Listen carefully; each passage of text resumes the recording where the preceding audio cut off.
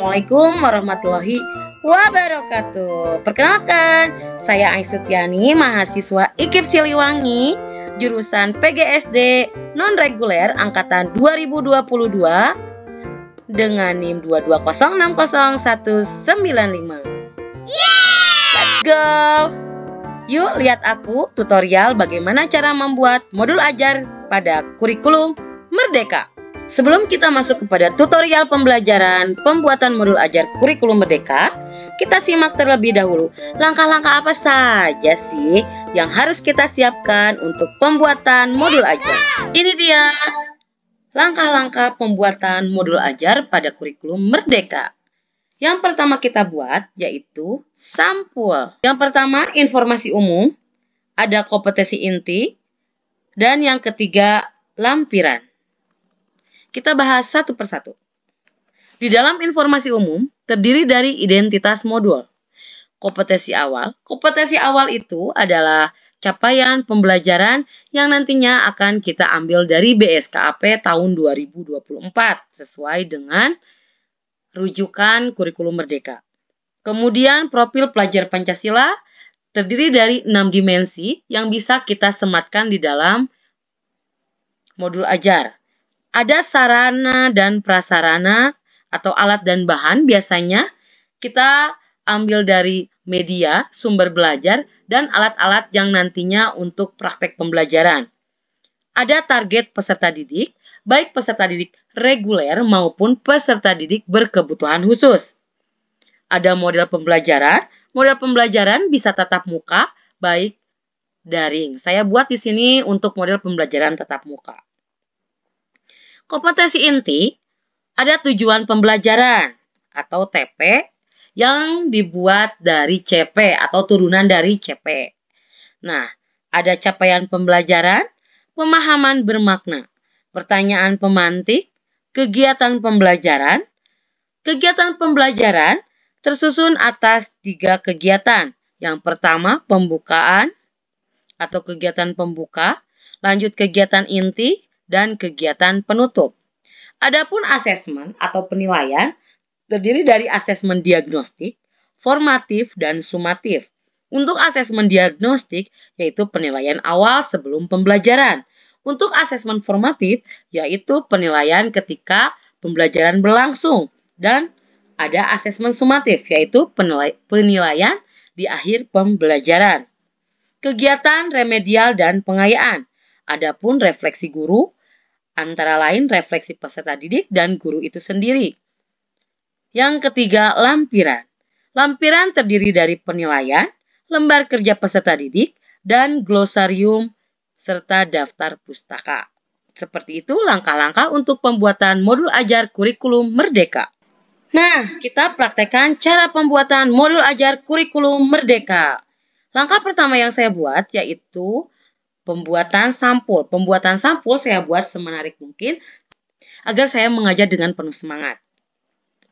Di dalam sampul saya masukkan nama penyusun. Nama penyusun itu bisa tim penyusun, bisa juga disusun oleh personal. Misalkan contohnya saya Aisutyani. Nama sekolahnya, instansi kita yang sedang kita tempati saat ini yaitu SDN Sukahurip. Adapun mata pelajaran yang saya ambil yaitu matematika. Fasenya fase A, kebetulan saya mengajar di kelas 2 di semester genap. Nah, ini dia modul ajar kurikulum Merdeka tentang pembelajaran matematika di fase A. Informasi umum, saya akan jelaskan ada identitas modul. Identitas modul itu terdiri dari penyusun.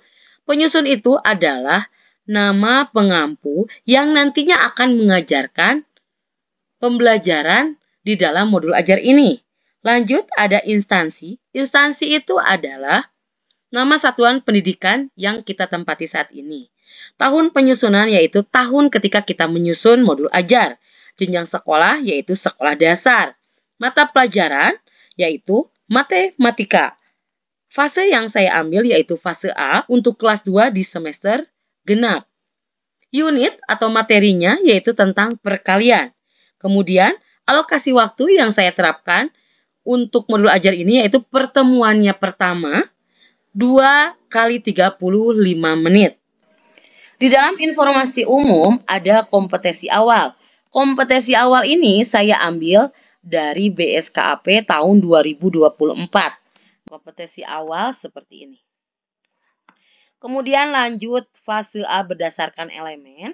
Kita juga bisa kopas saja dari BSKAP tahun 2024. Kita sesuaikan dengan topik atau materi yang akan kita pelajari, tentunya matematika. Elemennya ada bilangan.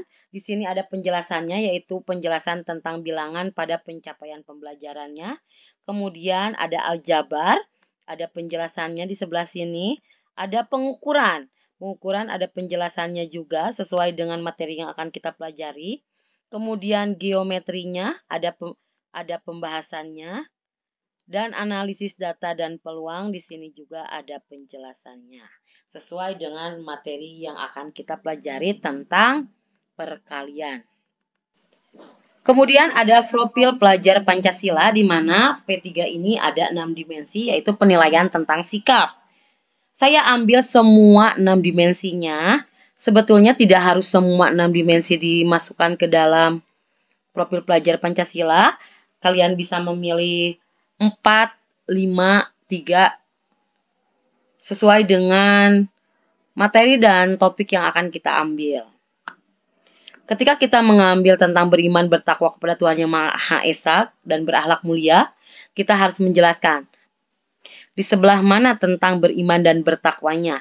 Di sini saya ambil tentang berdoa sebelum dan setelah belajar. Kemudian saya mengambil dimensi mandiri, di mana siswa tidak ketergantungan pada teman, dan seterusnya dijelaskan sesuai dengan dimensi yang kita tuliskan di sini. Adapun sarana dan prasarana. Di sini sarana dan prasarana saya ambil dari buku untuk sumber belajarnya, buku siswa dan buku guru. Ada papan flip card untuk nantinya dalam pembelajaran untuk video pempraktekan perkalian. Kemudian ada saya sematkan video pembelajaran. Target peserta didik. Ada target peserta didik. Di sini peserta didik saya ambil yang reguler, tidak untuk yang berkebutuhan khusus. Jumlah peserta didik yang saya ajar ada 25 peserta didik. Dan model pembelajaran yang saya terapkan yaitu tatap muka. Jadi bertemu secara langsung, tidak melalui daring atau dalam jaringan, tetapi luring, luar jaringan. Lanjut kepada komponen inti. Komponen inti di sini ada alur tujuan pembelajaran.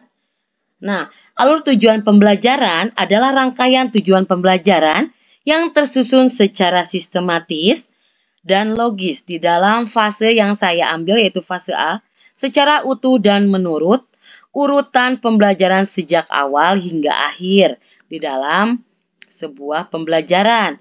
Biasanya untuk pembuatan ATP ini, saya ambilnya dari yang mudah ke yang sulit agar anak mampu memahaminya atau mampu mencapai pembelajaran.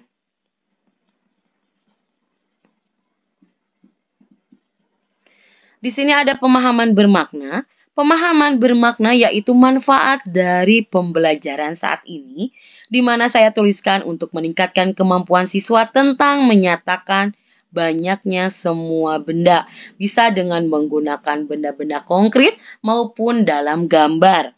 Lanjut ada pertanyaan pemantik. Pertanyaan pemantik yaitu untuk menggali sejauh mana siswa memahami topik materi yang akan kita ajarkan saat ini, agar siswa lebih berpikir kritis dan kreatif.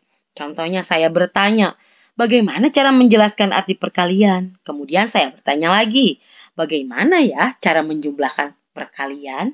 Nah, nanti siswa akan berpikir secara kritis, mencari jawaban yang saya tanyakan. Kemudian ada kegiatan pembelajaran. Kegiatan pembelajaran terdiri dari kegiatan pendahuluan, ada kegiatan inti, dan ada kegiatan penutup. Untuk kegiatan pendahuluan, guru di mana akan menyapa, kemudian berdoa, mengecek kehadiran, lalu menjelaskan tentang tujuan-tujuan pembelajaran yang kita ajarkan saat ini. Masuk ke dalam kegiatan inti, di mana kegiatan inti ini merupakan proses pembelajaran dari awal hingga akhir sesuai dengan alokasi waktu yang telah ditentukan, di mana pembelajaran yang saya buat adalah untuk pembelajaran pertama, untuk alokasi waktu 2 kali 35 menit. Sumber yang saya berikan kepada siswa yaitu dari buku pembelajaran matematika, kemudian ada video yang nantinya akan ditayangkan, penjelasan dari guru itu sendiri. Ketika dalam proses pembelajaran, guru akan memberikan pertanyaan-pertanyaan pemantik agar membuat suasana pembelajaran menjadi semakin aktif dan menyenangkan. Adapun, guru akan menyematkan permainan-permainan dan guru akan mengajak peserta didik untuk berdiskusi dengan teman sebangkunya. Setelah memahami pembelajaran, peserta didik akan diberikan lembar kerja siswa oleh guru berupa LKPD yang dikerjakan secara mandiri untuk penilaian formatif atau yang kita sebut asesmen formatif pada kurikulum Merdeka. Setelah pembelajaran selesai, ada kegiatan penutup di mana peserta didik akan diberikan penguatan-penguatan tentang pembelajaran yang dipelajari hari ini oleh guru. Kemudian guru akan membimbing peserta didik dalam membuat catatan dan tugas mandiri untuk pertemuan selanjutnya. Kemudian guru menutup dengan doa bersama. Di sini saya membuat asesmen atau penilaian. Penilaiannya di mana tentang penilaian sikap, yaitu tentang berdoa dengan sungguh-sungguh, tentang sikap bersyukur kepada hasil kerja, dan penilaian tentang kesadaran bahwa ilmu yang diperoleh adalah memang pemberian dari Tuhan. Ada 3 aspek sikap yang dinilai dengan bobot 1, 2, 3, dan 4, di mana penjelasannya kalau nilai 1 itu tidak berdoa, kemudian nilai 2 itu berdoa tapi tidak sungguh-sungguh, ada nilai yang 3 berdoa tapi kurang sungguh-sungguh, dan akan diberikan nilai 4 ketika berdoa dengan sungguh-sungguh, dan penilaian-penilaian sikap tentang bersyukur, tentang kesadaran itu akan diberikan penilaian. Kemudian penilaian kognitif atau penilaian sumatif. Tadi guru telah memberikan LKPD terhadap lembar kerja siswa secara mandiri. Ini merupakan lembar jawabannya dari LKPD yang tadi saya berikan terhadap siswa. Adapun refleksi itu saya buat untuk guru, yaitu refleksi untuk diri sendiri, di mana untuk mengupgrade diri akan tindak lanjut pembelajaran yang telah kita kerjakan saat ini untuk lebih baik lagi ke depannya. Contohnya, di mana yang pertama pertanyaannya, apakah pembelajaran sudah dapat melibatkan peserta didik dengan aktif? Nah, bagaimana pembelajarannya ini udah aktif atau belum? Nah, seperti itu. Kemudian ada refleksi dari peserta didik. Contohnya, saya menanyakan kesan tentang pembelajaran hari ini, materi apa yang sudah dipelajari, terus mana yang belum dipahami. Jadi, guru akan mengetahui sejauh mana kemampuan peserta didik mendalami materi tersebut. Adapun kegiatan pengayaan dan remedial. Nah, untuk pengayaan akan diberikan untuk menambah wawasan peserta didik yang telah mencapai kompetensinya atau ketuntasan capaian pembelajaran, agar untuk memperluas atau mendalami materi secara mendalam. Sedangkan remedial diberikan kepada peserta didik yang belum mencapai pembelajaran.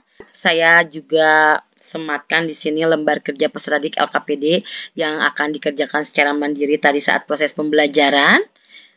Nah, ini LKPD yang saya buat tentang materi perkalian dan penjumlahan perkalian. Adapun bahan bacaan guru dan peserta didik. Nah, bahan bacaan ini yang akan diberikan kepada peserta didik untuk dibaca dan dipahami dan dijelaskan oleh guru atau saya sendiri.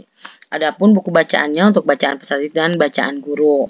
Glosarium itu adalah kata-kata mungkin yang baru dipahami oleh peserta didik, karena di sini saya mengajarkan matematika tentang perkalian, jadi saya harus menjelaskan apa itu perkalian. Nah, ini perkalian adalah kata yang baru untuk peserta didik, jadi saya tulis di glosarium. Kemudian daftar pustaka. Daftar pustaka ini merupakan rujukan dari sumber materi atau sumber belajar yang akan diberikan kepada peserta didik. Contohnya buku pelajaran. Lanjut, kalau video saya akan sematkan di sini link videonya. Kalau berupa gambar juga bisa disematkan di daftar pustaka tentang link sumber gambarnya, seperti itu. Baik, bagaimana penjelasan tentang tutorial pembuatan modul ajar kurikulum Merdeka?